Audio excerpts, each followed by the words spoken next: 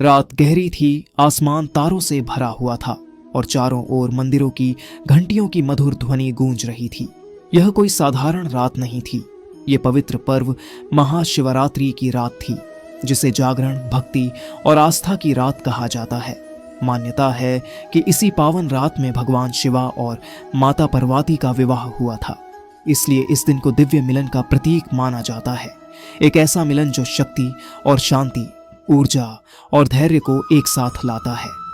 देश के कई प्राचीन मंदिरों में इस रात का दृश्य अद्भुत होता है, खासकर काशी विश्वनाथ मंदिर में, जहां हजारों दीपक जलते हैं और हर हर महादेव के जयकारे वातावरण को भक्ति से भर देते हैं।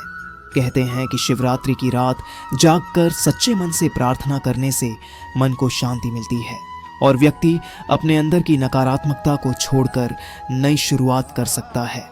इस रात भक्त उपवास रखते हैं। कुछ लोग सिर्फ फल खाते हैं तो कुछ केवल जल ग्रहण करते हैं। लेकिन इस व्रत का असली अर्थ भूखा रहना नहीं, बल्कि अपने विचारों को शुद्ध करना है, क्रोध, अहंकार और बुरे भावों को त्यागना। एक पुरानी कथा के अनुसार एक शिकारी जंगल में रास्ता भटक गया। डर के कारण वह पूरी रात एक पेड़ पर बैठा रहा। जागते रहने के लिए वह पेड़ की पत्तियां नीचे गिराता रहा। उसे पता भी नहीं था कि नीचे एक शिवलिंग था और वे पत्तियां उस पर गिर रही थीं। सुबह जब वह सुरक्षित घर पहुंचा तो कहा जाता है कि उसके जीवन में सकारात्मक बदलाव आने लगे। इस कहानी का संदेश यह है कि सच्ची भावना और अनजाने में किया गया अच्छा कर्म भी जीवन को रोशन कर सकता है। शिवरात्रि हमें यह भी सिखाती है कि अंधकार चाहे कितना भी गहरा क्यों ना हो, एक छोटी सी रोशनी उसे दूर कर सकती है।